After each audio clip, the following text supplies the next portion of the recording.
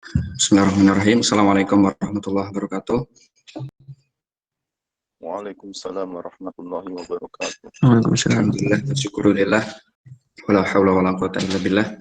Salatu wassalamu ala Rasulillah Muhammad ibn Abdillah wa ala alihi wa sahbihi wa man walah wa man tabi'ahum bi ihsanin ila yaumil qiyamah. Asyhadu an la ilaha illallah wa la syarikalah wa asyhadu anna Muhammadan abduhu wa rasuluh la nabiyya wa la rasul ba'dah. Yang kami hormati Pak Andika selaku pembina SID Institute dan pembina sekolah profetik kali ini. Yang kami hormati teman-teman pegiat SID Institute, yang kami hormati pula seluruh peserta sekolah profetik, baik peserta intensif maupun peserta tematik. Puji syukur telah kita panjatkan kehadirat Allah SWT yang telah melimpahkan rahmat, hidayah, serta banyak sekali nikmat kepada kita semua, sehingga pada kesempatan yang berbahagia ini kita dapat kembali berkumpul, baik walaupun secara online kita dapat bertatap muka, bertatap layar maksudnya, di sesi sekolah profetik yang kelima kali ini, yaitu dengan judul Problem Keilmuan Barat, Pak Andika. Salawat serta salam semoga tetap tersurah kepada Nabi Zunan kita, suri teladan kita, Nabi Muhammad Sallallahu Alaihi Wasallam. Beliaulah suri teladan yang harus senantiasa selalu kita berusaha untuk mencontoh beliau, utamanya adalah dalam rangka membina peradaban. Perkenalkan, saya Firmansyah, selaku moderator pada sesi kali ini. Pertama, kami sampaikan terima kasih pada teman-teman semua yang telah bergabung, kepada teman-teman peserta intensif yang masih istiqomah, masih bertahan hingga sesi kali ini, dan kepada teman-teman peserta tematik sekalian yang sepertinya bertambah lagi, alhamdulillah. Semoga kita bisa belajar bersama di sini. Saya akan menyampaikan susunan acara pada sesi kali ini. Yang pertama adalah pembukaan, kemudian yang kedua penyampaian materi oleh Pak Andika, kemudian selanjutnya adalah nanti Pak Andika sampai jam, karena ini dimulai jam 8.40, ya mungkin nanti kira-kira 1 jam ya Pak Andika, sampai jam 9.30 atau 9.40. Setelah itu kemudian kita lanjutkan sesi tanya jawab sampai jam 10. Kemudian selanjutnya adalah penutupan. Memasuki acara pertama, pembukaan, marilah kita buka sekolah profetik kali ini dengan bacaan basmalah secara berjamaah. Bismillahirrahmanirrahim. Dan selanjutnya untuk mempersingkat waktu, kepada Pak Andika dipersilahkan untuk menyampaikan materi. Monggo Pak Andika. Bismillahirrahmanirrahim. Assalamualaikum warahmatullahi wabarakatuh. Waalaikumsalam warahmatullahi wabarakatuh. Asyhadu an la ilaha illallah wahdahu la syarikalah wa asyhadu anna Muhammadan abduhu wa rasuluhu la nabiyya ba'da. Allahumma shalli wa sallim wa barik ala Muhammad wa ala alihi wa ashabihi ajma'in, amma ba'du. Terima kasih bagi kawan-kawan peserta sekolah profetik yang kita sudah beranjak 1 bulan, 1,5 bulan ya, sejak sekolah profetik sesi pertama diselenggarakan, dan hingga hari ini khususnya kawan-kawan peserta intensif masih memiliki motivasi untuk bukan saja mengikuti sesi demi sesi, tapi juga menyelesaikan tugasnya gitu ya. Dan diharapkan memang tugasnya bisa baik sehingga bisa kita terbitkan menjadi buku yang akan diterbitkan oleh SID Institute, insya Allah. Nah, di sesi kelima ya, setelah pada sesi yang lalu kita berbicara transformasi gerakan dakwah ya, kemudian sesi sebelumnya kita bicara muslim tanpa masjid, masjid tanpa bus, dan kritik budaya industri ya. Di sesi kelima kita akan berbicara masalah keilmuan barat modern ya. Walaupun dalam kritiknya nanti terhadap keilmuan barat, Kunto Wijoyo juga mengkritik postmodern walaupun secara sekilas gitu ya. Nah, kepentingan Kunto Wijoyo mengkritik postmodern ya, dalam rangka untuk menempatkan atau mendudukkan posisi dari ilmu sosial profetik yang akan beliau sampaikan, yang akan kita bahas pada sesi-sesi mendatang. Begitu. Tetapi fokus utama beliau adalah pada keilmuan Barat modern. Mengapa beliau berfokus pada keilmuan Barat modern? Ya, karena ilmu inilah, ya, keilmuan Barat modern yang oleh Kunto Wijoyo, yang oleh Mbah Kunto itu pembahasannya, analisisnya dibedakan berdasarkan dua paradigma besar, ya, di bidang perekonomian modern, ya, ada kapitalisme dan sosialisme. Ya. Ketika beliau berbicara sosialisme, secara spesifik beliau akan berbicara Marxisme. Gitu. Kedua paradigma itulah yang beliau kritik, ya, menjadi fokus utama beliau ketika mempermasalahkan keilmuan Barat modern. Ya. Walaupun nanti konsekuensinya, ya, beliau akan memasuki paradigma epistemologi positivisme, ya. Itu kita akan bahas pada sesi-sesi mendatang, gitu ya. Tetapi fokus utama beliau pada paradigma ekonomi Barat modern, ya, kapitalisme dan sosialisme Marxisme. Mengapa beliau secara fokus mengkritik dua paradigma itu? Ya, karena beliau pemikiran Kunto Wijoyo secara keseluruhan konteksnya realisasi. Nah, ini yang tidak bisa kita lepaskan. Sekali lagi saya sampaikan, ya, ketika kita berbicara tentang pemikiran Kunto Wijoyo, kita tidak bisa melepaskan dari konteks industrialisasi. Di paradigma Islam, ya, dan juga di dinamika sejarah umat Islam Indonesia, Kunto Wijoyo menyatakan untuk memasuki industrialisasi, ya, untuk mewujudkan industrialisasi, ya, jalannya bisa beraneka ragam. Ya. Apakah melalui kapitalisme, apakah melalui Marxisme yang secara politis diterapkan di Uni Soviet, ya, pada masa yang lalu, ataukah melalui cara-cara yang lain. Sehingga kita sudah bahas pada sesi yang lalu, ya, Kunto Wijoyo meyakini, ya, ada beragam cara untuk mewujudkan atau untuk merealisasikan industrialisasi, ya, utamanya di Indonesia, dengan umat Islam sebagai warga negara mayoritas. Ya. Seharusnya kita punya cara yang berbeda dibandingkan kapitalisme dan sosialisme Marxis. Nah, sebelum kita memasuki pembahasan lebih lanjut, ya, ada catatan dari saya berkaitan dengan hal-hal yang dipermasalahkan oleh Kunto Wijoyo pada keilmuan Barat modern. Ya. Kunto Wijoyo ketika mengkritik keilmuan Barat modern, ya, beliau tidak memasuki ranah filsafat secara mendalam. Ini yang harus kita pahami bersama, ya, agar kita bisa menempatkan kritik Kunto Wijoyo ini pada tempatnya yang benar sesuai dengan apa yang beliau sampaikan. Ya. Ketika mengkritik positivisme, beliau pun mengkritik positivisme dalam koridor realisasinya dalam konteks kehidupan industri. Ketika beliau mengkritik kapitalisme, konteksnya industri. Ketika beliau mengkritik Marxisme, konteksnya industri. Ya. Sehingga beliau ketika melakukan kritik atau mempermasalahkan keilmuan Barat modern, ya, beliau melakukan kritiknya dalam ranah aplikasi ilmunya. Tidak dalam ranah filsafatnya, tidak dalam ranah epistemologi, ya, tidak dalam ranah ontologi. Walaupun nanti secara sekilas kita akan mendapatkan kritik itu, tapi bukan menjadi fokus utama dari Kunto Wijoyo. Jadi kritik beliau itu berangkat dari dampak-dampak negatif yang ditimbulkan dari penerapan ilmu itu dalam kehidupan manusia. Beliau berangkatnya dari sana. Beliau tidak berangkat dari atas, tapi beliau berangkat dari bawah. Dan ini menjadi ciri khas dari pemikirannya Kunto Wijoyo. Ya. Yang beliau dominan menggunakan nalar berpikirnya induksi. Melihat realitas yang terjadi, kemudian menyibak atau memahami realitas itu, apa yang menyebabkan realitas tersebut terjadi. Gitu. Ada mode produksi apa. Gitu ya. Ada struktur kelas apa yang melatar belakangi peristiwa yang sedang terjadi. Beliau berangkat dari bawah, tidak berangkat dari atas. Ya. Sebagaimana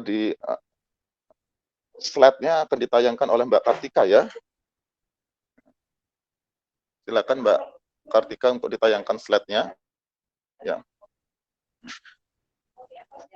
Sebagaimana pada cover slide ini ya, saya menampilkan perwujudan kota metropolitan yang identik dengan gaya hidup konsumtif. Ya. Kritik terhadap gaya hidup konsumtif itu ya sudah kita bicarakan pada sesi pertama. Sekarang kita berbicara mengapa itu terjadi, berarti ada landasan ilmunya.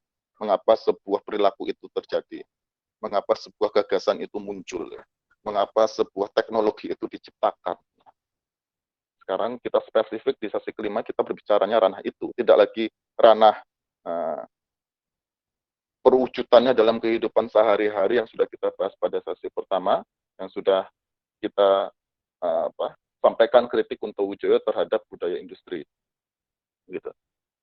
Terkait dengan keilmuan barat modern yang dikritik oleh Kunto Wijoyo, ya, ada dua pernyataan kunci dari Kunto Wijoyo. Ya. Yang pertama dari buku Paradigma Islam. Buku Paradigma Islam saya menggunakan cetakan terbaru tahun 2017 ya, yang dicetak oleh Tiara Wacana. Cetakan lawas itu terbitan Mizan tahun 1991 ya, 91. Baik cetakan yang diterbitkan oleh Mizan ya, maupun cetakan yang diterbitkan oleh Tiara Wacana sama-sama dieditori oleh Pak A.E. Priyono. Ya. Hanya berbeda pada kata pengantar saja. Ya. Untuk yang cetakan Tiara Wacana, kata pengantarnya lebih panjang, gitu ya. Silakan kawan-kawan menggunakan dua cetakan itu, tidak ada perbedaan secara substansial kecuali kata pengantar. Di dalam paradigma Islam ini, ya, Kunto Wijoyo menyatakan di halaman 169, ya, ternyata di dunia modern ini, manusia tidak dapat melepaskan dirinya dari jenis belenggu lain, yakni penyembahan kepada dirinya sendiri. Semoga slide-nya bisa cepat ditayangkan oleh Mbak Kartika ya.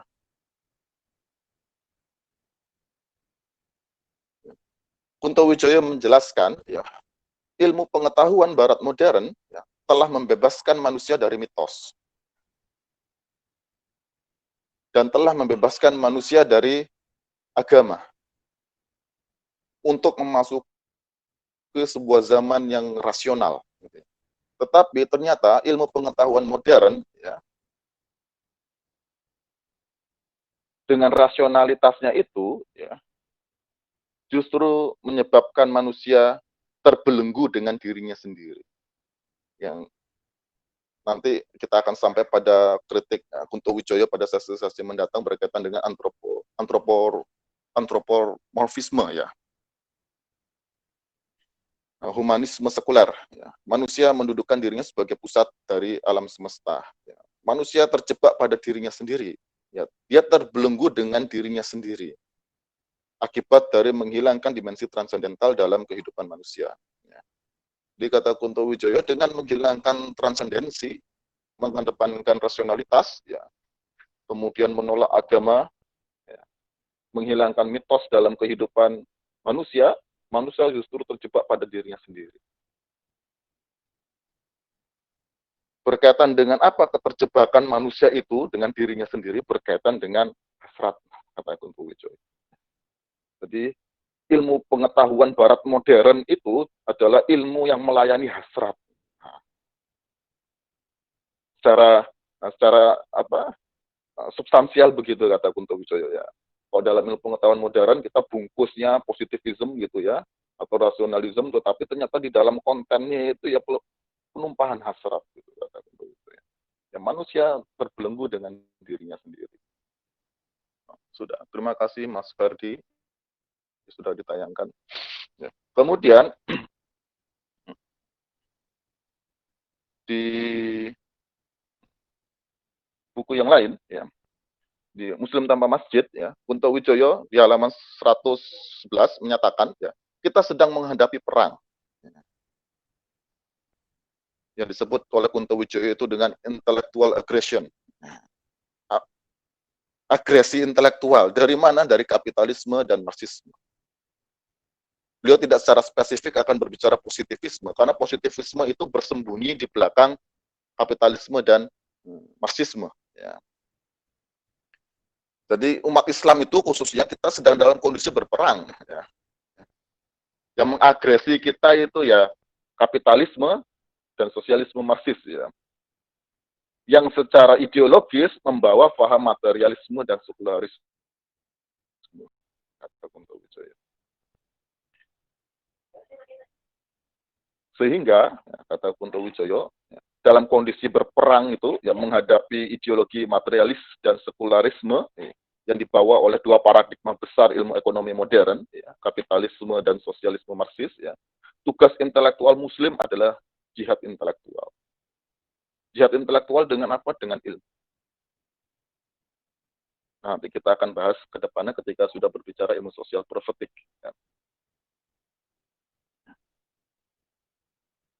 Sehingga untuk menanggulangi industrialisasi dengan dampak-dampak buruknya, ya, akibat realisasi dari ilmu pengetahuan Barat modern, ya, Kunto Wijoyo menawarkan kita harus memiliki sistem keilmuan yang baru untuk bisa mewujudkan industrialisasi di Indonesia khususnya.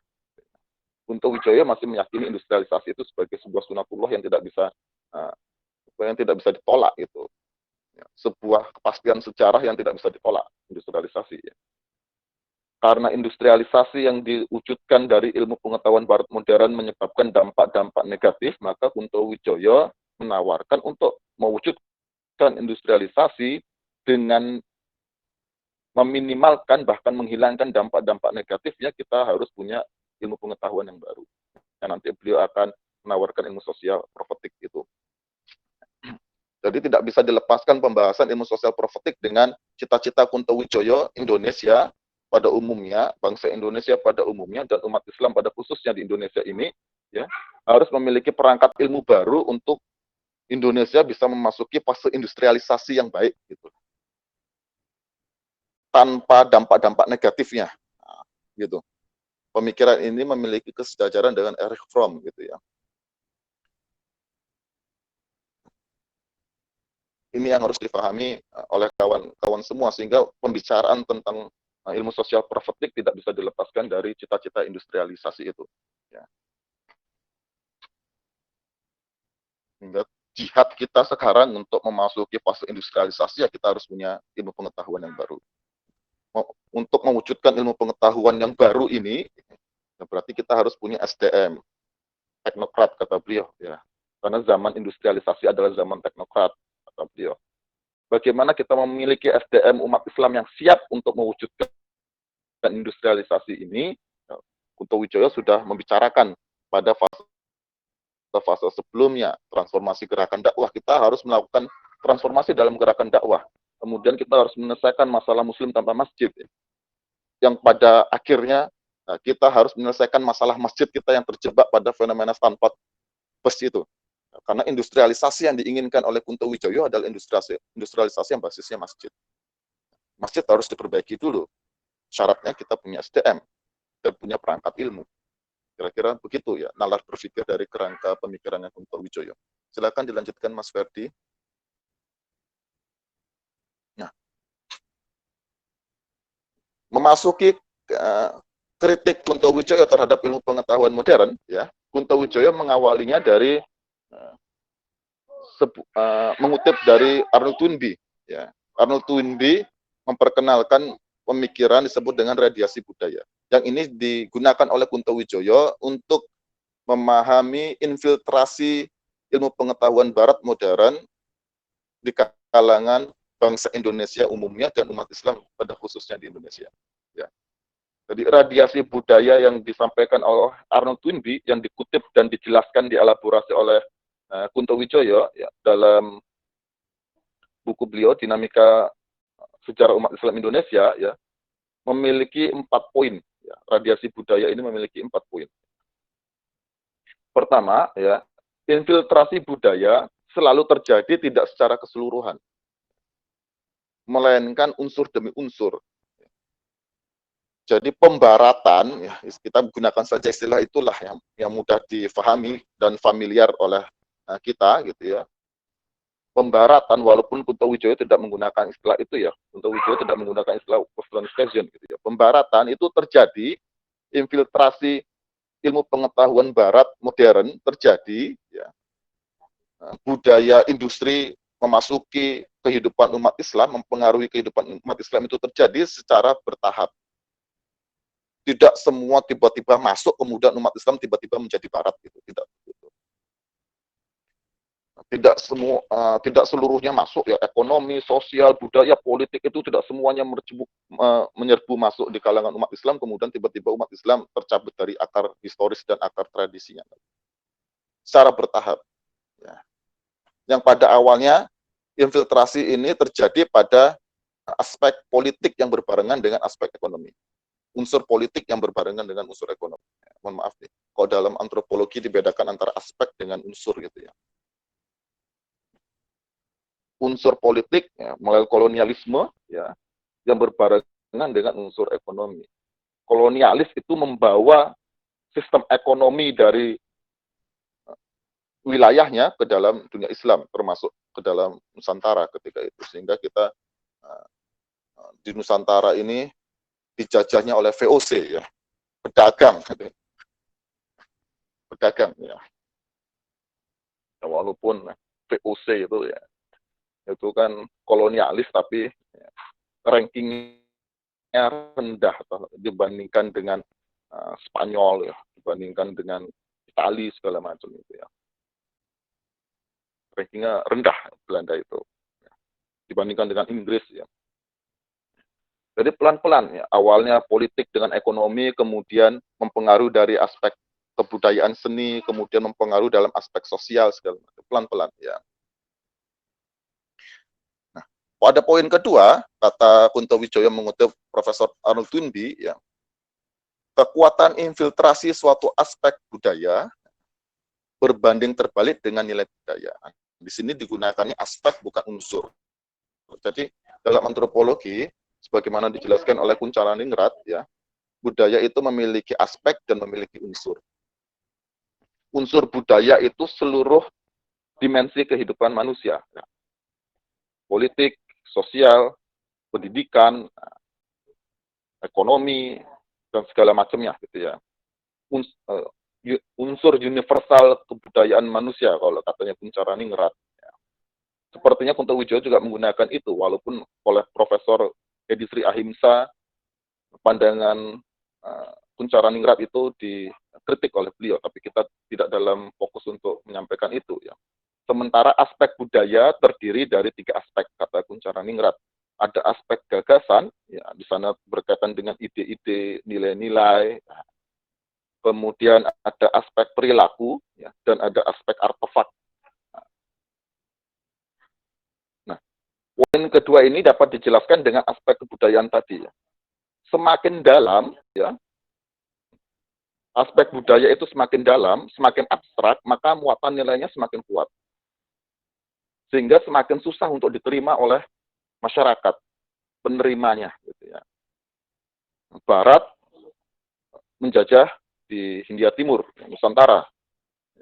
Yang pertama kali disampaikan itu, yang pertama kali diterima oleh masyarakat di Nusantara bukan aspek gagasan. Berkaitan dengan nilai-nilai hidup, cara pandang, atau worldview, segala macam, bukan itu. Ya. Kenapa? Karena muatan nilainya kuat sekali. Semakin dalam aspek itu, ya, maka semakin tinggi nilai budayanya, sehingga semakin susah untuk diterima. Resistensi itu semakin kuat. Nah, infiltrasi ilmu pengetahuan Barat secara spesifik ya, ke dunia Islam, ya, itu dimulai bukan dari aspek terdalam, bukan dimulai dari penerimaan terhadap filsafatnya. Tiba-tiba cerdik pandai di Nusantara menerima filsafat positivism, tidak begitu. Ya. Tetapi dimulai dari aspek terluar dari ilmu pengetahuan atau budaya, teknologi.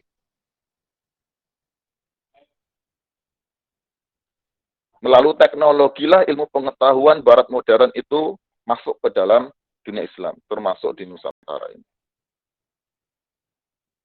Kenapa? Karena aspek teknologi aspek paling luar. Yang secara psikologis, secara kultural, Dan secara filosofis itu muatan nilainya lebih sedikit ya, bisa dikatakan begitulah, lebih sedikit, lebih ringan dibandingkan dengan aspek yang lebih dalam. Gitu. Sehingga masuknya dari teknologi. Dalam rangka apa teknologi itu dimasukkan? Dalam rangka industrialisasi. Sehingga kata Kunto Wijoyo, fase-fase awal industrialisasi di Indonesia ya terjadi ketika penjajah itu ya, melakukan industrialisasi di sini. Yang sampai nanti pada fase-fase awal kemerdekaan itu masih fase industrialisasi pertama di Indonesia menurut Kunto Wijoyo. Kita menerima ilmu pengetahuan Barat modern itu dalam rangka kita memasukkan teknologi dari luar. Ketika teknologi itu dimasukkan, berarti kita butuh ilmu pengetahuannya untuk memahami teknologi itu, untuk mengoperasionalkan teknologi itu.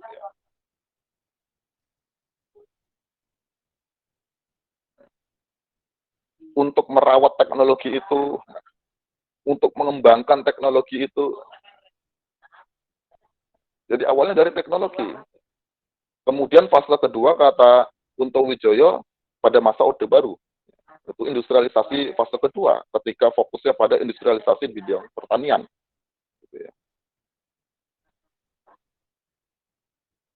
Jadi awalnya dari teknologi, baik secara paksa melalui kolonialisme, maupun ketika pada masa kemerdekaan yang melalui lobby-lobby antar negara, ya, kerjasama antar negara, alih teknologi segala macam itu. Ya. Ketika teknologi yang muatan nilainya itu rendah kita terima, perlahan-lahan ya, budaya, infiltrasi budaya itu akan masuk pada tahap yang paling dalam. Filsafatnya kita terima secara tidak sadar dari teknologinya. Nilainya kita terima, gaya hidupnya kita terima. Nah, ini menjadi tantangan bagi Kunto Wijoyo, bagaimana industrialisasi, kita hanya butuh teknologinya, tetapi aspek-aspek dalamannya itu tidak turut campur gitu loh. Ya, tidak turut kita serap. Nah, disitulah kita harus punya kerangka atau bangunan ilmu yang baru. Ya. Ini kata Kunto Wijoyo ya. Kalau alih fungsi teknologi, kritik secara khusus alih fungsi teknologi itu sudah dilakukan oleh Zodin Sardar dan Ali Al-Alwi, ya, Profesor Ali Al-Alwi. Kawan-kawan bisa langsung merujuk kepada kedua pemikir tersebut. Ya. Kunto Wijoyo tidak banyak membahas berkaitan dengan alih teknologi. Ya. Beliau hanya menjelaskan infiltrasi ilmu pengetahuan Barat ke dunia Islam itu diawali dari teknologi, yang secara perlahan-lahan nanti aspek kebudayaan diserap itu lebih dalam. Ya. Perilakunya kita serap, kemudian gagasannya kita serap segala. Sampai kemudian secara tidak sadar kita sudah menerima positivisme itu sebagai sebuah kebenaran mutlak dalam ilmu pengetahuan. Nah, dari poin ketiga, radiasi budaya ini, kata Kunto Wijoyo mengutuk Profesor Arnold Toynbee, ya, ketika kita memasukkan satu unsur budaya, maka unsur budaya yang lain akan ikut. Mengapa? Ini berkaitan dengan pemikiran strukturalisme budayanya Kunto Wijoyo yang sudah kita bahas pada sesi pertama. Ya. Bahwasanya sebuah kebudayaan itu merupakan suatu ikatan struktural. Ya. Ketika kolonialis memasukkan sistem politik dan sistem ekonomi ke dunia Islam kita, ya, secara perlahan-lahan ya, unsur budaya yang lain akan masuk. Seninya masuk. Kenapa? Karena kebudayaan manusia itu struktural sifatnya. Satu masuk, semua akan masuk.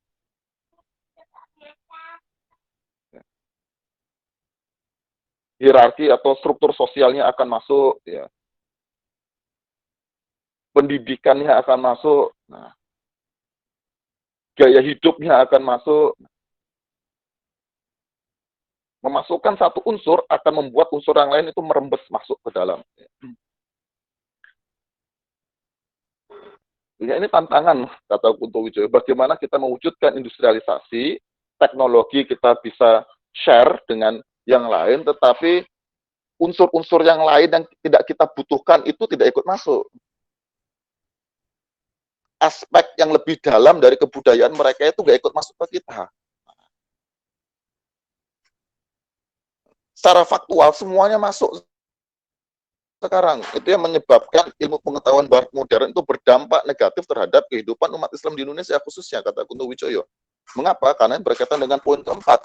Bisa jadi ya struktur keilmuan itu dan teknologi itu di dunia asalnya, di wilayah asalnya tidak bermasalah. Bisa jadi walaupun secara faktual juga bermasalah gitu ya. Bisa jadi tidak bermasalah, tetapi belum tentu ketika kita menyerap dari tempat yang lain, kita meminjam teknologi, kita meminjam ilmu pengetahuan, belum tentu di tempat kita tidak bermasalah. Walaupun di tempat asalnya baik-baik saja, bisa jadi di tempat kita dampaknya negatif. Sehingga di sini Kunto Wijoyo meminta kita untuk melakukan seleksi, ya. Mana yang bisa kita ambil, mana yang tidak bisa kita ambil. Ini salah satu juga menegaskan bahwasanya Kunto Wijoyo berpandangan positif terhadap islamisasi ilmu pengetahuan dan teknologi dalam batas-batas tertentu. Secara faktual beliau melakukan, dan secara faktual di dalam berbagai karya beliau tuliskan itu. Jadi menjadi salah sangka kalau kemudian pemikiran Kunto Wijoyo ini dinyatakan anti terhadap islamisasi ilmu.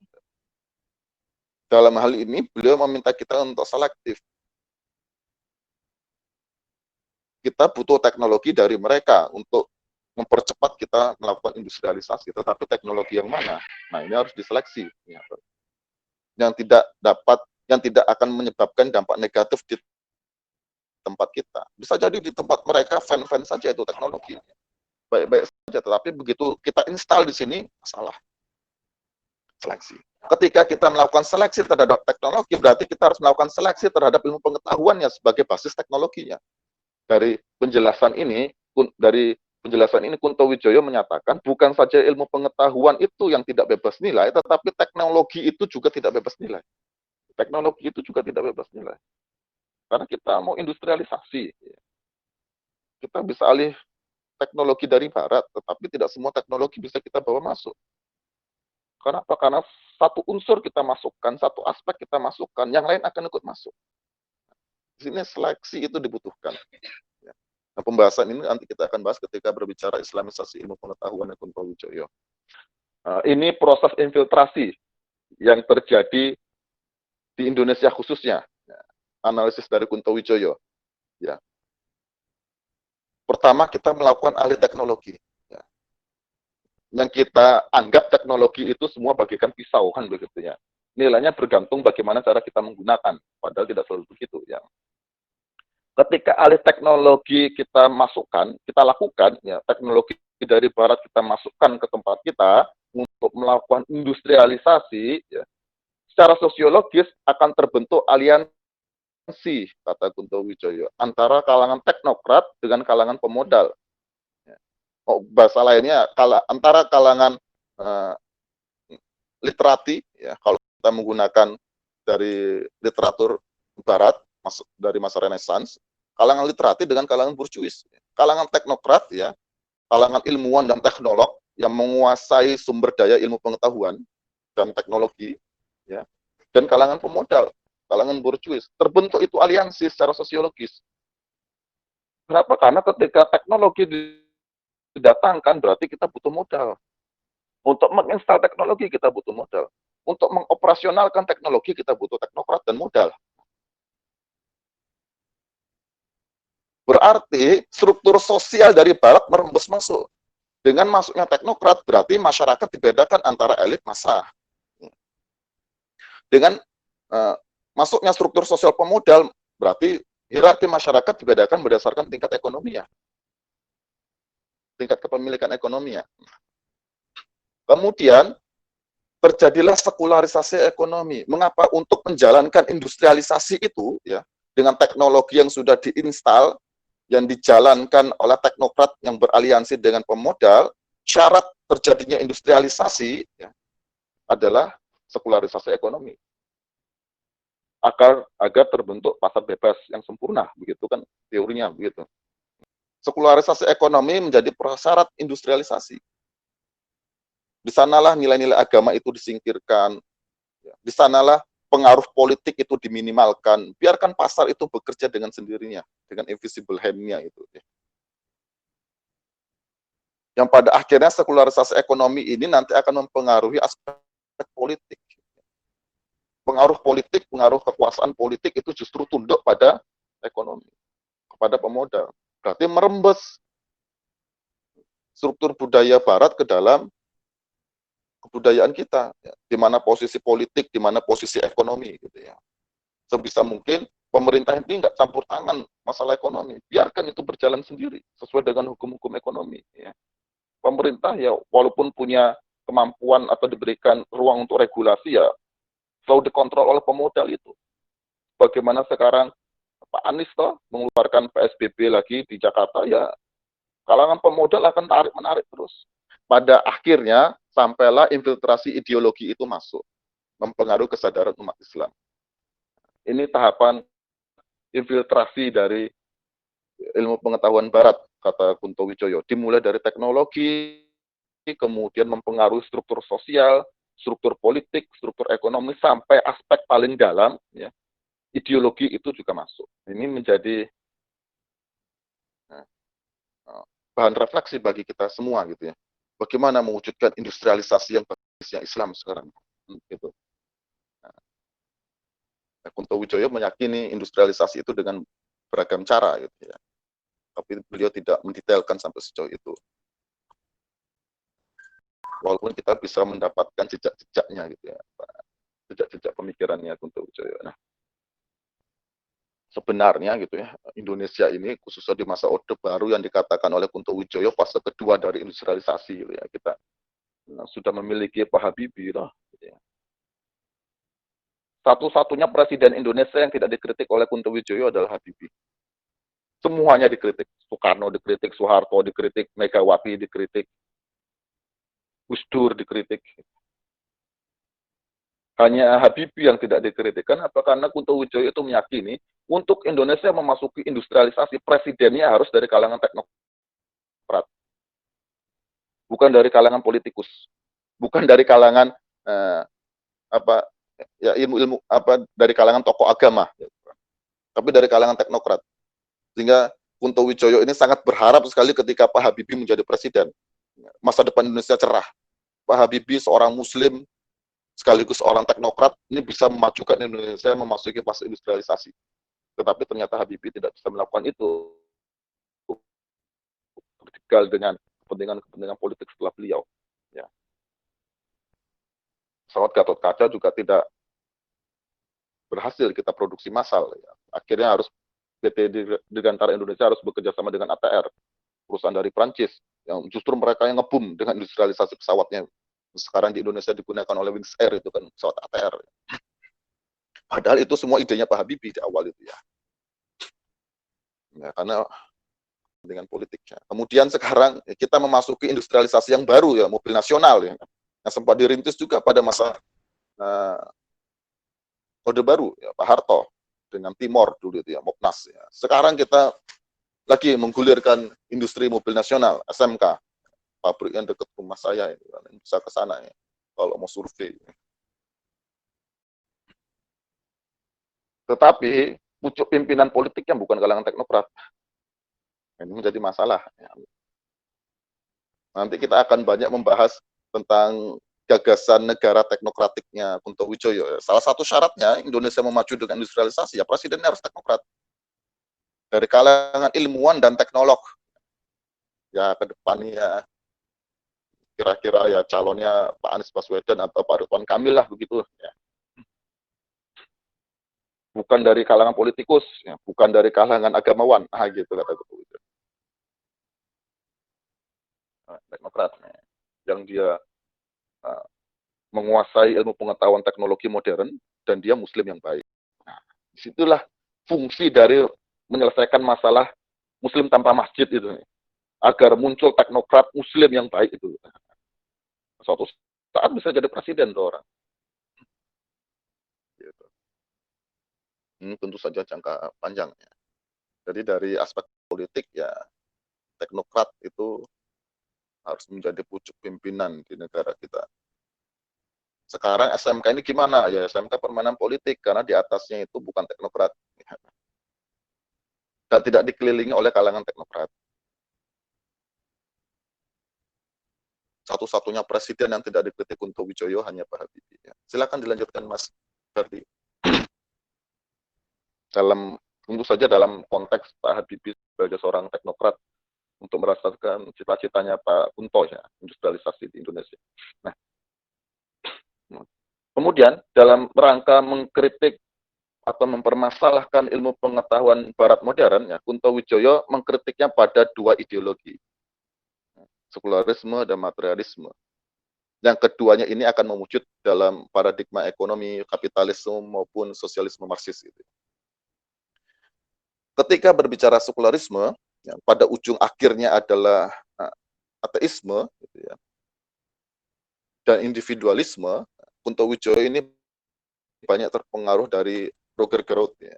Kawan-kawan bisa membaca Roger Gerould. Dan Kunto Wijoyo secara eksplisit mengutuk bukunya Roger Gerould ketika mengkritik dua ideologi besar ini, sekularisme dan materialisme.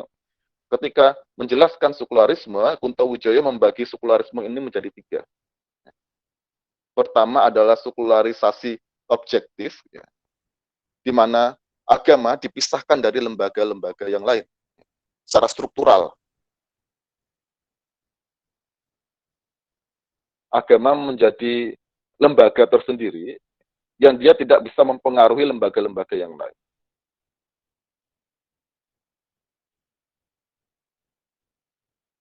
Bahkan terjadi despiritualisasi dan dereligiusasi gitu ya di institusi atau lembaga keagamaan sendiri. Jadi agama dipisahkan dari pendidikan, ya, agama dipisahkan dari politik, agama dipisahkan dari ekonomi secara struktural gitu ya. Itu disebut dengan sekularisasi objektif ya. Ketika kita berbicara ekonomi, agama tidak dilibatkan. Ketika kita berbicara tentang struktur sosial, agama tidak dilibatkan. Ketika kita berbicara pendidikan, agama secara intensif tidak dilibatkan. Sekularisasi objektif. Nah, sekularisasi objektif yang dilakukan oleh penguasa politik ini, kata Kunto Wijoyo, yang didukung oleh kalangan pemodal, ya aliansi antara politik dengan ekonomi gitu ya, melahirkan sekularisasi subjektif yang ini melanda masyarakat secara luas. Sekularisasi subjektif ini, umat Islam pada khususnya dia mengalami keterbelahan diri. Tidak ada hubungannya pengalaman dia di kantor dengan pengalaman keagamaannya di masjid. Dia tidak mampu mengintegrasikan antara kekhusyukan sholatnya dengan pekerjaannya dia di pabrik. Itu tidak terintegrasi secara psikologis. Nah, kata Kunto Wijoyo ini melahirkan nanti namanya alienasi metafisik. Kalangan pekerja pabrik, kalangan pekerja kantor itu merasa pasrah dengan dirinya yang terikat dalam struktur ekonomi itu. Dia pasrah menjadi buruh, dia pasrah menjadi pekerja, seakan-akan dia tidak mampu mendobrak struktur yang zolim itu.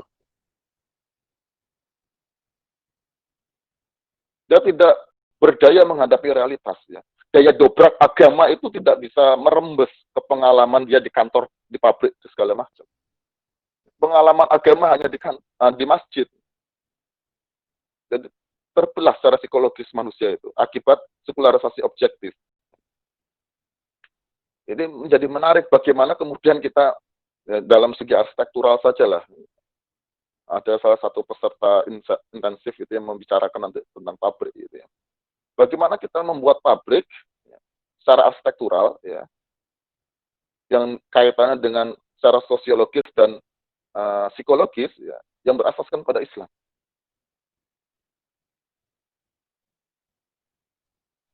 Bagaimana pengalaman keagamaan itu merembes untuk kerja-kerja pabrik. Yang itu membuktikan nanti sekularisasi hilang.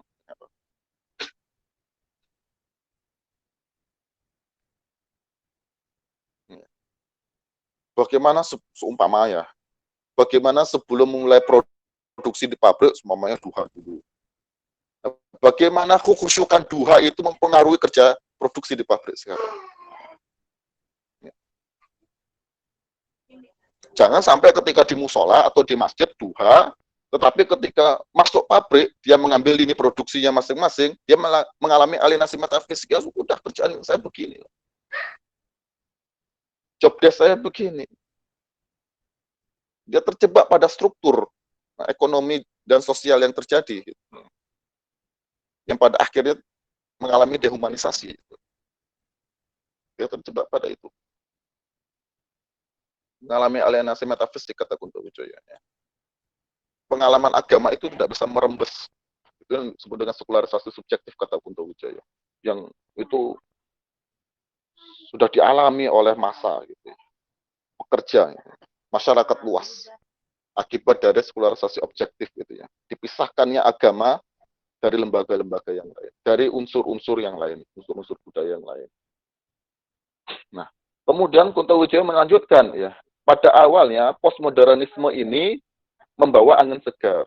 Kenapa? Karena postmodernisme ini menawarkan spiritualisme untuk melawan modernisme yang sekuler itu. Tetapi kata Kunto Wijoyo, ternyata postmodern ini juga bermasalah.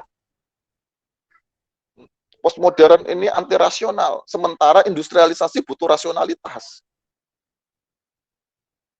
Postmodern ini kembali ngangkat klenik, ngangkat mitos yang tidak dibutuhkan, kata Kunto Wijoyo.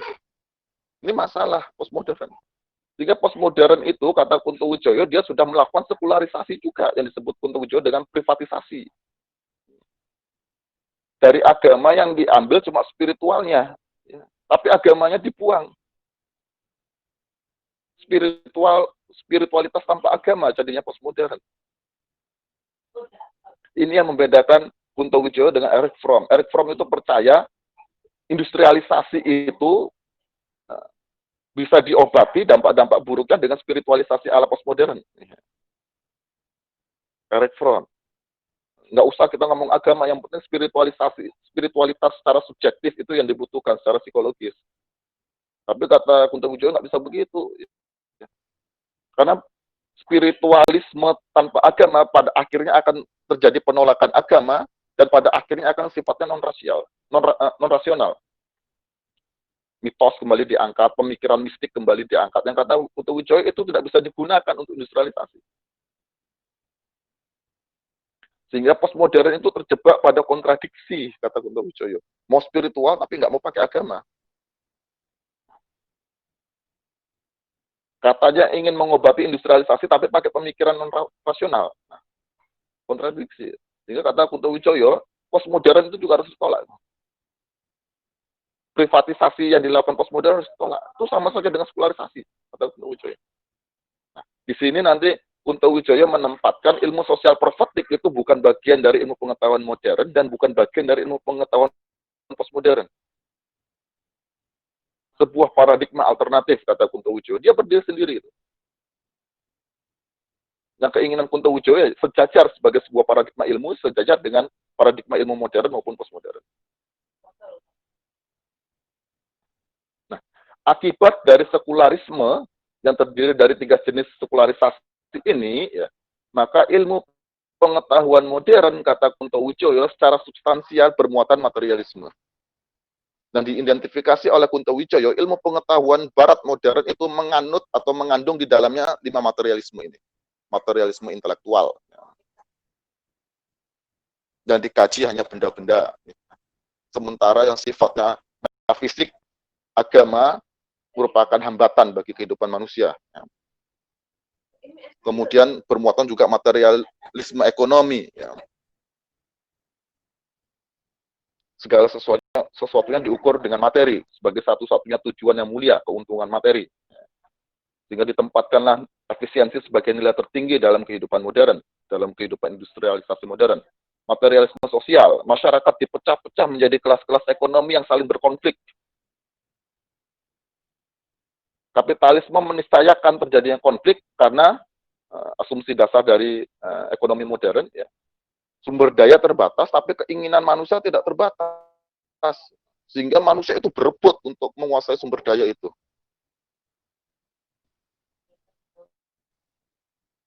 Jadi kelas itu sebuah keniscayaan terbentur. Ya, kapitalisme memegang kelas atas, sosialisme marxisme memegang kelas bawah.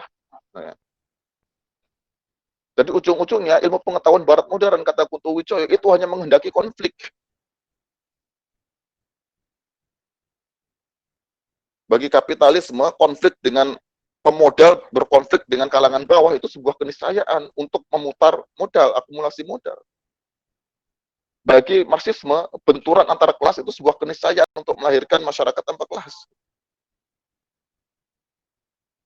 Sehingga tidak ada cita-cita sebuah dunia yang tenang dan damai, kata Kunto Wijoyo, dengan dua paradigma besar itu, baik kapitalisme maupun Marxisme, karena keduanya menghendaki masyarakat ini berbenturan. Kemudian materialisme politik, ya, manusia berlomba-lomba untuk menduduki kekuasaan, meraih kekuasaan seperti sekarang ini, toh. Masa pandemi masih saja ada pilkada. Kan orang untuk menumpahkan hasrat kekuasaannya dia, tidak menggunakan nalar sains, nalar rasional. Seberapa besar konsekuensi yang harus kita tanggung, ya, diadakannya pilkada seluruh Indonesia di tengah pandemi. Itu kan tidak difikirkan rasionalitas data sains itu. Yang penting berkuasa. Sudah waktunya ganti kepemimpinan nih. Dan materialisme budaya yang mengajarkan dengan diterapkannya ilmu pengetahuan barat modern, tujuan manusia hidup hanya di dunia ini saja. Akumulasi modal dilakukan, penguasaan terhadap pasar dilakukan. Seakan-akan tidak ada kehidupan setelah kehidupan ini. Silakan dilanjutkan, Mas Ferdi. Itu dua ideologi yang menjadi asas bagi ilmu pengetahuan barat modern yang menyebabkan Kunto Wijoyo menolak ilmu pengetahuan barat modern. Kemudian terakhir, Kunto Wijoyo mengidentifikasi, ya, dua paradigma besar di bidang ilmu ekonomi barat modern, yakni kapitalisme dan sosialisme Marxis. Ya. Kata Kunto Wijoyo, kedua paradigma ini sama-sama, ya, menjadikan ilmu hanya sebatas instrumen politik yang sifatnya pragmatik saja. Jadi ilmu itu hanya digunakan sebagai alat bagi penguasa dan bagi pemodal untuk merealisasikan kehendaknya. Apa realisasi kehendaknya? Akumulasi modal dan melanggengkan kekuasaannya. Bagi kapitalisme, ilmu itu sebagai alat untuk akumulasi modal.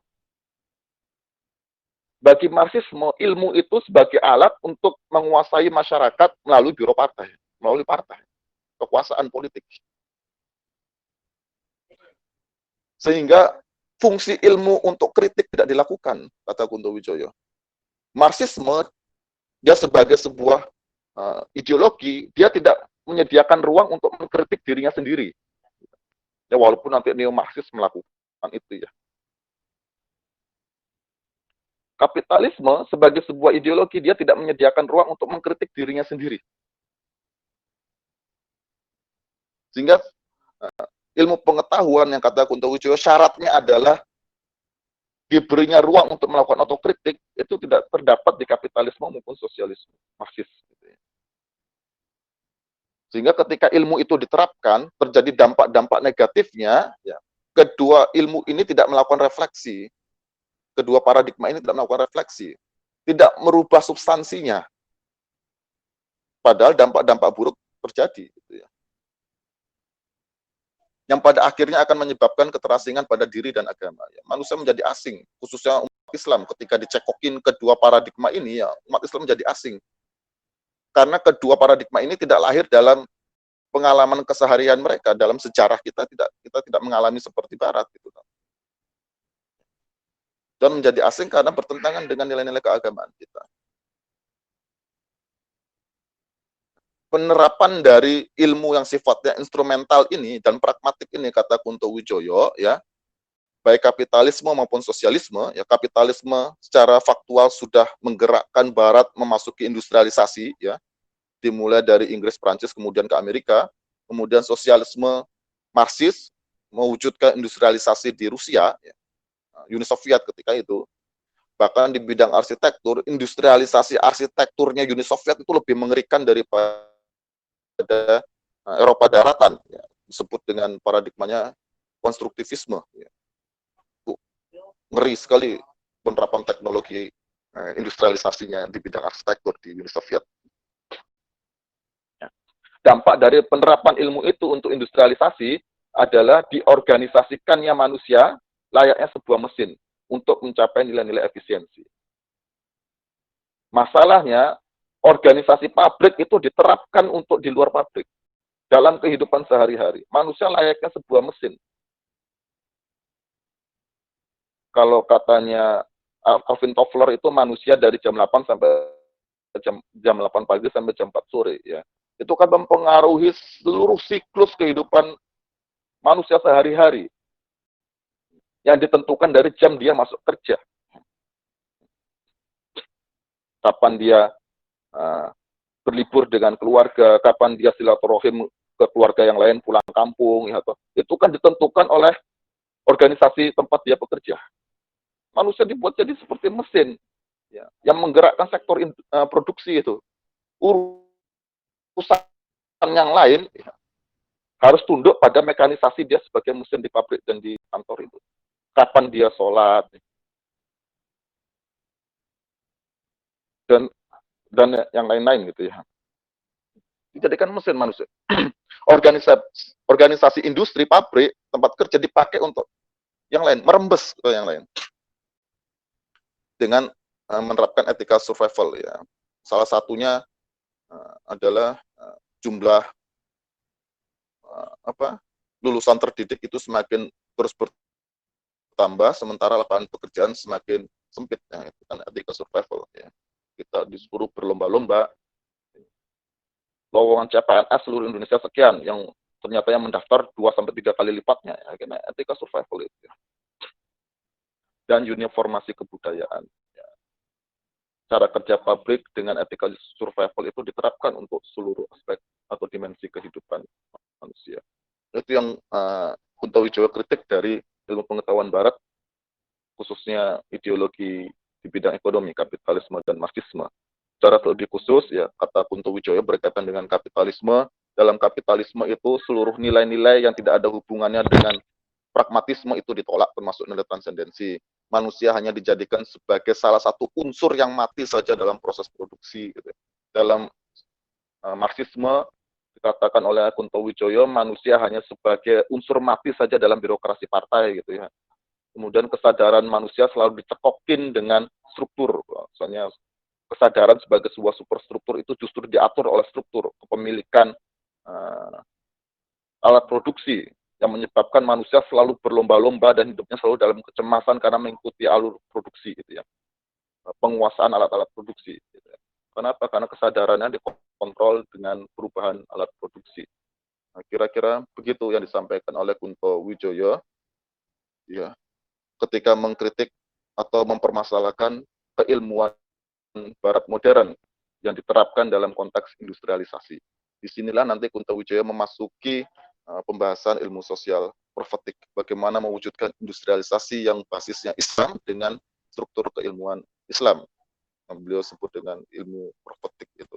Allahu a'lam bishawab. Kira-kira begitu Mas Firman yang bisa saya sampaikan. Terima kasih Pak kepada Pak Andika yang telah menyampaikan materinya. Untuk sesi selanjutnya adalah sesi pertanyaan. Termin pertama kami buka 2 pertanyaan terlebih dahulu. Silakan pada teman-teman peserta yang ingin bertanya bisa menyalakan mikrofon atau juga sambil menyalakan kamera atau bisa juga melalui kolom chat. Kami persilahkan. Ada dari Pak Dr. Nuruddin Akbar lagi Pak Andika. Beliau ini kan tingkatan doktoral, pertanyaannya akan berat gitu ya. Menarik ketika membahas spiritualisme from membagi agama menjadi otoritarian dan humanistik ya. Otoritarian itu misalnya seperti Kristen yang percaya Tuhan yang Maha Kuasa, sementara humanistik tidak menjadikan Tuhan sebagai sentral dari spiritualitas. Bagi Fromm yang harus diterima adalah humanistik dan bukan otoritarian. Apakah Kunto Wijoyo secara eksplisit atau implisit mengkritik posisi Fromm tersebut? Karena setahu saya Kunto Wijoyo sendiri banyak mengutip Fromm dalam karyanya. Nah, terima kasih Ustadz Nuruddin. Ketika mengkritik budaya industri, ya, secara masif ya, Kunto Wijoyo mengutip dari Eric Fromm, ya, untuk mengkritik budaya industri. Yang Fromm juga melakukan itu, Sense Society segala macam ya. Yang dikritik oleh Eric Fromm dari dampak buruk industrialisasi Barat modern. Ya. Dan itu juga yang menjadikan banyak pembaca Kunto Wijoyo ya, menempatkan ilmu sosial profetik itu sejajar dengan atau menjadi bagian dari pemikirannya Erich Fromm dan kawan-kawan gitu ya. Erich Fromm, Habermas, Adorno, Horkheimer segala macam. Nah, itu ilmu sosial profetik ditempatkan menjadi bagian dari itu. Itu ada itu. Ya. Itu diulas oleh Pak Muhammad Supraja ya. Di buku beliau Menuju Ilmu Sosial Profetik gitu ya. Padahal di buku-buku yang lain Kunto Wijoyo menegaskan ya, ilmu sosial profetik bukan bagian dari paradigma yang lain. Ini paradigma alternatif yang dia berdiri sendiri. Dan itu juga ditegaskan oleh Pak Muhammad Praja. Ya. Di buku Budaya Masyarakat dan Budaya ya, yang terbit tahun 1987, Kunto Wijoyo sangat masif mengutip Erich Fromm. Dan ini saya minta kawan-kawan SID khususnya membaca secara langsung buku Erich Fromm yang dikutip oleh Kunto Wijoyo. Bagus sekali kritiknya Erich Fromm. Memang Erich Fromm pada akhirnya akan memilih spiritualitas tanpa institusi agama itu. Ya. Spiritualitas yang sifatnya subjektif. Tetapi di berbagai buku Kunto Wijoyo ya, yang menegaskan khususnya ketika mengkritik postmodern ini ya, khususnya di buku Muslim Tanpa Masjid ya, Kunto Wijoyo tidak mengutip Erich Fromm, Ustaz. Bisa jadi ini kritik secara tidak langsung terhadap Erich Fromm dan kawan-kawan itu ya, yang resah dengan dampak buruk industrialisasi Barat akibat sekularisme gitu ya, dengan menawarkannya spiritualisme. Sehingga pada akhirnya Kunto Wijoyo ya, di buku Identitas Politik Umat Islam dan di buku Sastra Profetik ya, Maklumat Sastra Profetik ya, Kunto Wijoyo menegaskan posisi beliau sebagai seorang Muslim ya, beliau menghendaki Islam itu sebagai agama sebagai basis industrialisasi, bukan spiritualitas tanpa agama, tetapi Islam sebagai sebuah agama sekaligus peradaban. Dan di dalam Islam itulah termuat spiritualitas. Tetapi kemudian memang Kunto Wijoyo menggunakannya istilahnya ilmu sosial profetik, bukan ilmu sosial Islam atau ilmu sosial agama tertentu. Gitu. Ini berkaitan dengan strategi Kunto Wijoyo yang akan kita bahas pada sesi mendatang, insya Allah, Ustaz. Tetapi Erich Fromm, Kunto Wijoyo secara langsung tidak mengkritik Fromm dari buku Muslim sebagai masjid, Muslim Tanpa Masjid. Ya. Kira-kira demikian, Ustaz Nurudin. Ya. Bisa jadi itu kritik secara tidak langsung. Ya. Silakan kawan-kawan yang lain. Ya. Ada kedua dari Mas Riza Nur Pratama, Pak Andika, monggo. Menyampaikan bahwa secara tidak langsung Kunto Wijoyo meminta kita untuk selektif memilih budaya. Apakah Kunto Wijoyo memberikan strategi atau indikator khusus untuk memilih budaya tersebut? Di sisi lain, kemampuan seseorang untuk menyerap budaya juga memiliki kemampuan yang berbeda. Nah, terima kasih Mas Riza. Pertama, begini, ketika berbicara budaya, ini dalam konteks antropologi dan sosiologi yang menjadi basis keilmuan Kunto Wijoyo ketika berbicara ilmu sosial profetik dan segala macamnya, termasuk kritik terhadap ilmu pengetahuan modern dan kritik terhadap budaya industri. Ya. Ketika berbicara budaya, konteksnya selalu komunitas atau masyarakat, Mas. Jadi bukan individual. Sehingga yang dibahas banyak oleh Kunto Wijoyo adalah bagaimana kapasitas komunitas masyarakat ya untuk melakukan seleksi budaya dari luar maupun untuk memproduksi budaya baru. Mencipta budaya baru dalam konteks budaya industri. Ya. Di dalam berbagai buku beliau, ya, terutama di paradigma Islam, di bagian ketiga kalau tidak secara spesifik dan eksplisit, Kunto Wijoyo membahas Muhammadiyah sebagai sebuah komunitas umat Islam, ya, organisasi umat Islam, yang diharapkan oleh Kunto Wijoyo dapat mengambil peran kebudayaan di era industri ini.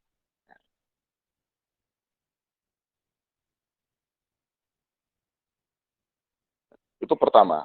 Ketika berbicara budaya, konteksnya selalu masyarakat, komunitas, organisasi, tidak individu per individu. Sehingga dipermasalahkan Kunto Wijoyo adalah kapasitas organisasi, kapasitas masyarakat, dan yang lain sebagainya. Mengapa Kunto Wijoyo secara eksplisit yang kemudian beliau memutuskan untuk bergabung dengan Muhammadiyah gitu, secara eksplisit beliau membahas Muhammadiyah, karena bagi Kunto Wijoyo organisasi Islam yang konteks dan mampu untuk memasuki industrialisasi Muhammadiyah.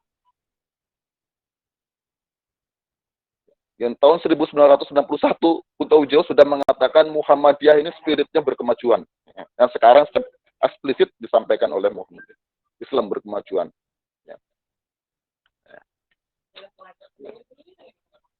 Tetapi Kunto Wijoyo juga mengkritik Muhammadiyah pada paradigma Islam itu.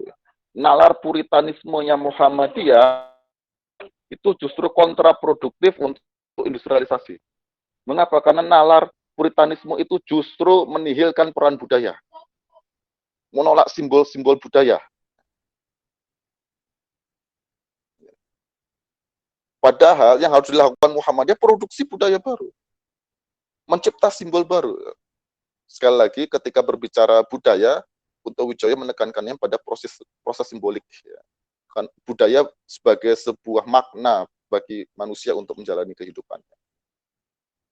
Tapi Kunto Wijoyo sangat berharap dengan Muhammadiyah.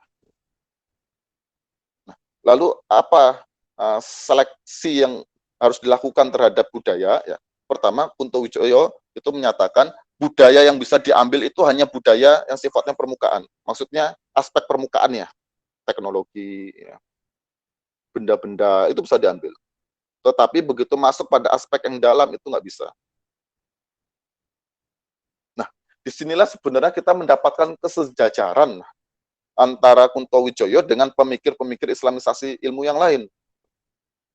Yang kita ambil dari Barat itu ya sebatas artefak gitu loh. Atau kalau dalam struktur ilmu pengetahuan itu sebatas teknologi dan prinsip lah. Konsep pun kita harus tolak gitu.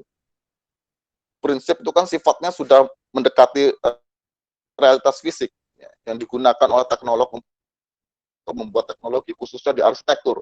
Prinsip itu arsitektur modern pakai geometrik, ya, warnanya monokrom, ya, bukaannya lebar dibandingkan dinding masif segala. Itu prinsip-prinsip tuh. Itu yang bisa diambil. Tetapi di atas prinsip ada konsep, ada teori, ada metateori, ada landasan filosofis, itu semua harus ditolak. Itu cara pertama yang dilakukan oleh Kunto Wijoyo. Nanti kita akan bicarakan Islamisasi ilmiah Kunto Wijoyo. Kedua, bagi Kunto Wijoyo, ya, budaya yang diterima dari luar hanya budaya yang rasional. Karena bagi Kunto Wijoyo, industrialisasi itu syaratnya rasionalitas. Apa tolak ukur budaya itu rasional atau tidak? Budaya itu menyokong perkembangan ilmu pengetahuan dan teknologi. Nah, disitulah kenapa Kunto Wijoyo secara eksplisit menyebut Muhammadiyah. Karena Muhammadiyah ini sebenarnya memiliki potensi rasionalitas yang kuat untuk menyambut zaman industrialisasi ini. Tetapi rasionalitasnya Muhammadiyah dengan semangat pembaharuannya ini jangan sampai terjebak pada puritanisme.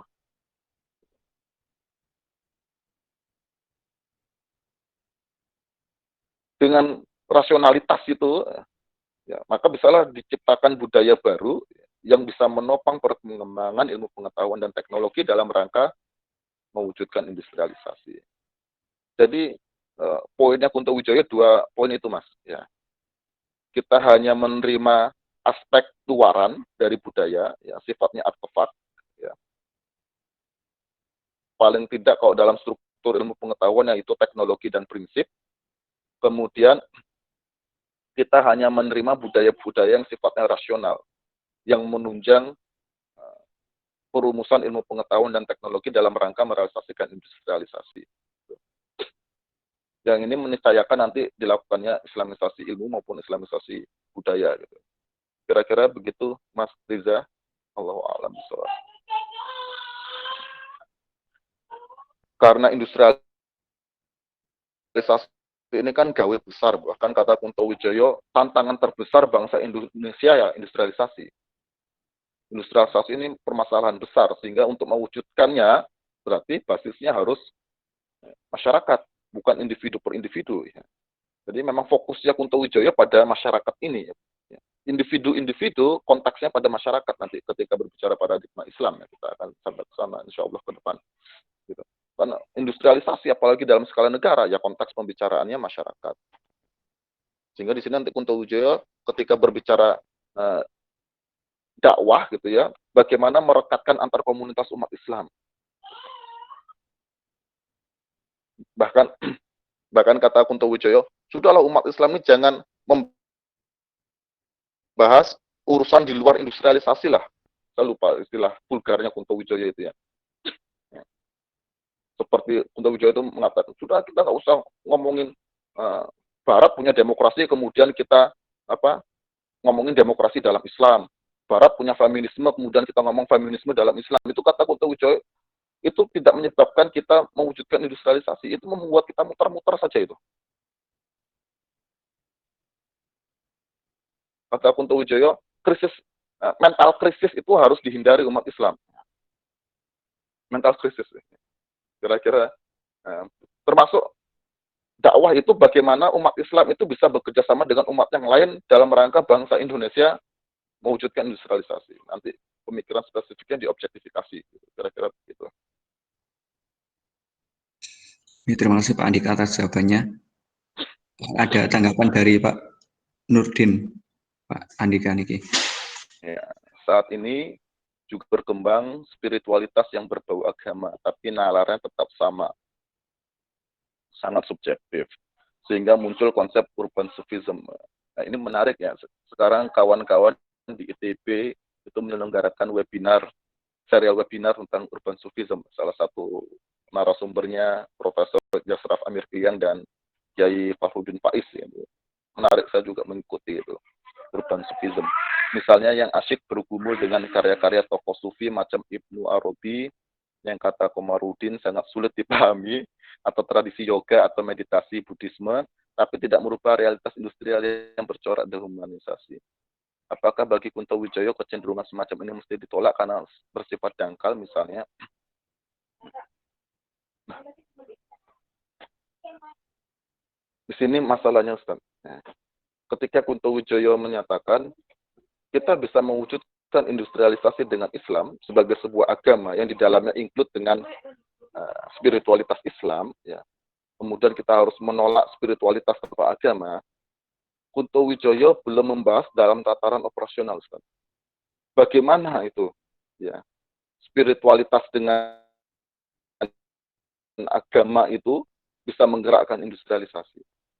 Dan dapat kita petik dari karya Kuntowijoyo, ya, sudah kita bahas pada sesi kedua atau sesi ketiga kalau tidak salah, ya.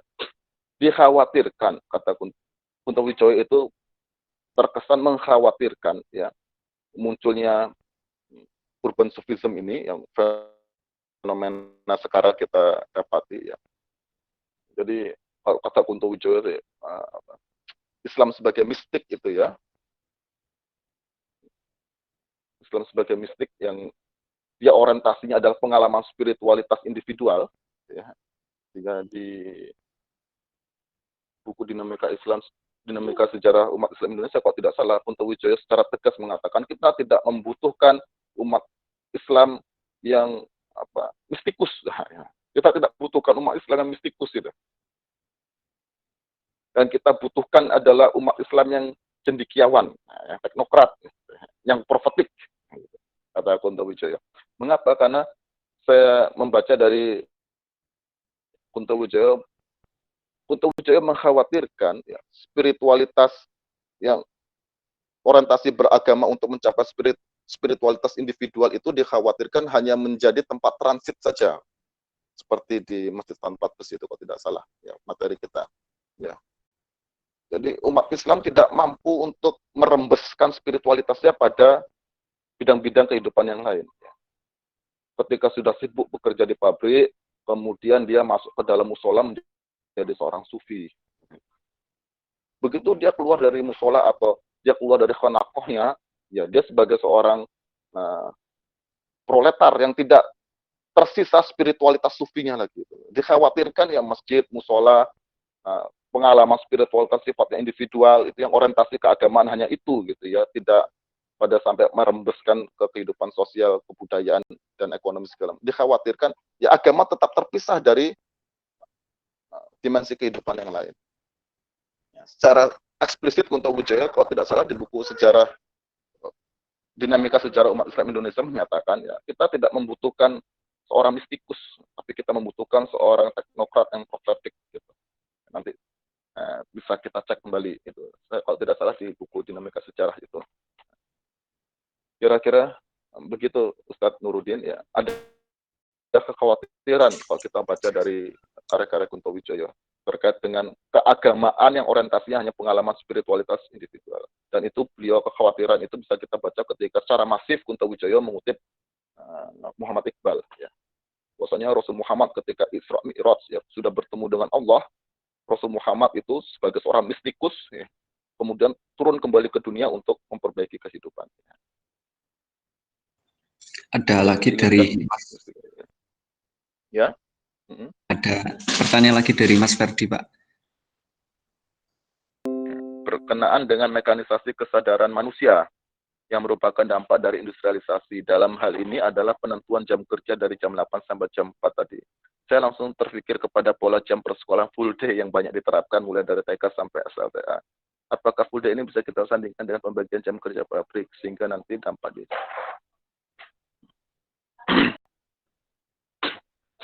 Nah, ini bisa gini nih. Ini pernah saya sampaikan di salah satu ketika saya diminta untuk membahas tentang Islamisasi ilmu pengetahuan kontemporer di salah satu pondok pesantren gitu. Jangan-jangan kita menggunakan nalar industri ini untuk menggerakkan atau untuk mengoperasionalisasikan pendidikan Islam, termasuk di pondok pesantren. Dan begitu. Kenapa? Karena nalar industri yang dikritik oleh Kunto Wijaya itu adalah menempatkan efisiensi sebagai nilai tertinggi. Jadi segala sesuatu yang diukur dengan kepentingan ekonomi, keuntungan ekonomi. Nalar efisiensi itu yang ditolak oleh Kunto Wijaya. Karena dalam nalar efisiensi itu, ya, transendensi dihilangkan. Contoh begini sekarang, ya. Ada guru muda nih. Ya. Ini saya langsung kasih contoh nih. Ada guru muda. Yang muda-muda ini dalam nalar efisiensi dalam ekonomi barat modern dikritik oleh Kunto Wijaya, dia akan memiliki tenaga lebih banyak, lebih besar tenaganya dia, lebih kuat tubuhnya dia, sehingga guru-guru muda ini diberikan kerjaan sebanyak-banyaknya. Apakah guru muda, apakah dosen muda, sampai pekerjaan yang tidak ada hubungannya dengan keguruan dan kedosenannya. Nah, kita bisa sebutlah pekerjaan administrasi yang seharusnya dikerjakan oleh petugas administrasi. Maka sibuklah dosen muda itu dan guru muda itu ya, menghabiskan waktunya di sekolah maupun di kampus. Diperas tenaganya. Masih muda, tenaganya masih besar, tubuhnya masih kuat, masih sehat, masih strong, dihabisi itu. Itu kan alat efisiensi. Daripada menerima pekerja-pekerja yang sudah tua, tubuhnya sudah rentan, ya, sudah cepat lelah, ya, yang muda-muda saja. Satu pemuda bisa mengerjakan berapa pekerjaan orang tua, gitu. Itu nalar efisiensi, Pak. Tetapi tidak difikirkan, gitu. Kalau saya merenungi Kunto Wijaya, saya merenungi begini. Tetapi tidak difikirkan, yang muda-muda itu kan khususnya yang baru berumah tangga kan sedang dalam fase merintis rumah tangga baru. Apalagi punya anak bayi. Yang seharusnya seorang ibu muda ini dan seorang ayah muda ini kan diberikan waktu lebih untuk keluarganya. Karena dia baru pada fase-fase awal pernikahan dengan anak yang masih bayi gitu. Jangan dihabiskan tenaganya, jangan dihabiskan sumber dayanya untuk di institusi pendidikan. Sehingga Kunto Wijaya itu menawarkan salah satunya nilai-nilai empati. Itu juga yang ditawarkan oleh Malik bin Nabi, nalar empati. Mengapa Kunto Wijaya kemudian menawarkan sastra profetik salah satunya untuk menggugah nalar empati itu loh. Untuk menggeser nalar efisiensi itu. Karena di nalar Karena di dalam nalar empati itulah ada muatan transendensinya. Malik bin Nabi juga ketika menggugah nalar empati belum menawarkan seni. Bagaimana seni ini harus diberikan porsi yang dominan, porsi yang lebih besar dalam pendidikan Islam untuk menggugah nalar empati kita yang di sana ada muatan transendensinya. Secara tidak sadar kan kita menggunakan nalar industri untuk melangsungkan pendidikan Islam. Yang muda-muda ini udah habisi saja. Bahkan tuh ada sekolah Islam itu gurunya masuk 6:30 bahkan jam 6 pagi. Bayangkan seorang ibu muda, seorang bapak muda harus meninggalkan keluarganya sepagi itu. Ya. Kemudian sampai jam 4 sore, bahkan harus ditambah lagi. Kalau sudah urusan administrasi tambah lagi, lembur. Nah, disinilah keterjebakan masyarakat kota modern dengan hubungan kontraktual. Sudah kadung mengadakan hubungan kontraktual dengan institusi pendidikan, yang dikorbankan adalah keluarga. Di keluarga dia harus melakukan hubungan kontraktual yang lain. Karena anaknya tidak ada yang mengurus, dia mengadakan hubungan kontraktual dengan pengasuh, atau bahkan dengan penitipan anak, hubungan kontraktual. Dia harus juga mengadakan hubungan kontraktual dengan keluarganya. Aku bekerja dari hari ini sampai hari ini, jam sekian sampai jam sekian, kapan kita rekreasinya? Sehingga semuanya hubungan kontraktual. Efisiensi dan hubungan kontraktual itulah yang dikritik oleh Kunto Wijoyo. Nah, sekarang kita refleksi saja lah. Dengan keterjebakan dalam struktur dengan nilai-nilai efisiensi dan hubungan kontraktual, itulah manusia tidak memiliki kebebasan. Sehingga Kunto Wijoyo nanti menawarkan humanisasi dan liberasi. Bagaimana menempatkan manusia sebagai seorang manusia yang penuh.